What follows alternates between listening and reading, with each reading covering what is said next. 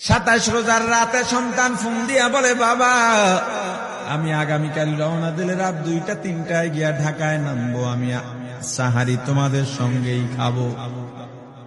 মা বসে আছে, মায়ের সন্তানের বাবাও বসে আছে, সন্তান আসবে।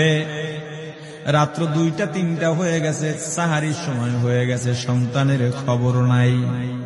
শেষ টাইমে মা বাবা সাহারি খেয়ে ফজরের নামাজ পড়ে দরজার মধ্যে অপেক্ষা করতেছে, সন্তানের খবর নাই। 8টা, 9টা, 10টা বেজে গেছে, মায়ের মনটার ভালো লাগে না। স্বামীকে ডেকে বলে, স্বামীরে আমার সন্তান কই, আমার মনটা ভালো লাগে না, একটা ফোন লাগাও। স্বামী ডাক দিয়া বলে, চিন্তা করো না, ঈদের সময় যানজট থাকতে পারে, চলে আসবে। কিছুক্ষণ পর বাবার মনটাও ভালো লাগে না, বাইরে নেমে পায়চারি করতেছে। হঠাৎ করে একটা ফোন চলে আসছে। সন্তানের ফোন দেখে বাবার সে কি আনন্দ। ফোন রিসিভ করে যখনই সালাম দিল, অপর প্রান্ত থেকে সালামের উত্তরে সন্তানের কণ্ঠ পাওয়া যায় না। বাবা ডেকে বললেন, বাবা তুমি কে? এটা তো আমার সন্তানের কণ্ঠ নয়, তবে মোবাইলটা আমার সন্তানের।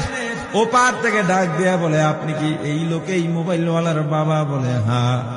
আপনি এখনো বাড়িতে কি করেন? আপনার যেই সন্তান ঢাকা থেকে গাড়ি নিয়া 2500-এর দিকে রওনা দিয়েছিল, ওই গাড়িটা 2500 পৌঁছতে পারে নাই। পথিমধ্যে সংঘর্ষে রাস্তার মধ্যেই অনেকগুলো মানুষ মারা গেছে, অনেক যুবকও তার মধ্যে আছে। রাস্তার পাশে সাদা কাপড় দিয়া ঢাকা। দেখেন আপনার সন্তান এই লাশের মধ্যে আছে কিনা। মোবাইলটা আমি রাস্তার পাশে পড়ে পাইলাম। বাবা পাগলের মতো একটা দৌড় দিছে। মা মনে করছে সন্তান বুঝি কাছাকাছি চলে আসছে।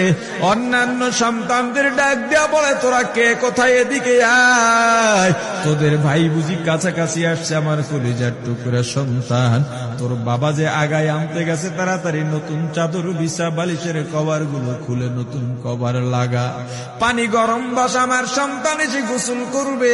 আহারে সবাই ফুলের মালা, ফুলের তোড়া নিয়ে অপেক্ষা করতেছে। 4টা বছর কলিজার টুকরা বাড়িতে নাই, বিদেশ থেকে আসবে।